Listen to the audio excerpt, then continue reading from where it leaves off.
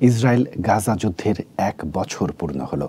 Hamas ও ইসরায়েলের মধ্যে সংঘাতের এই ১ বছরে অনেক বেশি বেসামরিক মানুষ ক্ষতিগ্রস্ত হয়েছে বলে মন্তব্য করেছেন প্রেসিডেন্ট জো বাইডেন। এক বিবৃতিতে এ মন্তব্য করেন তিনি। ১ বছর আগে তিনি ইসরায়েলকে যে বার্তা দিয়েছিলেন তার পুনরাবৃত্তি করে বাইডেন বলেন, আপনারা একা নন। বাইডেন বলেন, আজকে এমনকি প্রতিদিনই আমি জিম্মি এবং তাদের পরিবারের কথা স্মরণ করি। এছাড়াও তিনি যুক্তরাষ্ট্রে ইহুদি বিদ্বেষের ভয়ঙ্কর উত্থানের নিন্দা জানান। প্রেসিডেন্ট বলেন, হামাসের হাতে জিম্মিদের বাড়িতে ফিরিয়ে না আনা পর্যন্ত তিনি গাজায় যুদ্ধবিরতি চুক্তি কার্যকরের কাজ বন্ধ করবেন না। সেই সঙ্গে লেবাননের বিষয়ে তিনি বলেন, লেবাননে একটি কূটনৈতিক সমাধান দীর্ঘস্থায়ী শান্তির একমাত্র পথ। বক্তব্যের শেষে তিনি বলেন, ইতিহাসও ৭ অক্টোবরকে ফিলিস্তিনি জনগণের জন্য একটি অন্ধকার দিন হিসেবে স্মরণ করবে।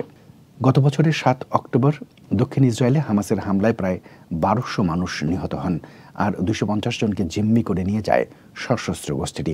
এর জবাবে ওই দিন থেকেই এই ১ বছরে গাজার ৪০,০০০ স্থাপনায় ইসরায়েলি হামলায় প্রায় ৪২,০০০ ফিলিস্তিনি নিহত হয়েছেন।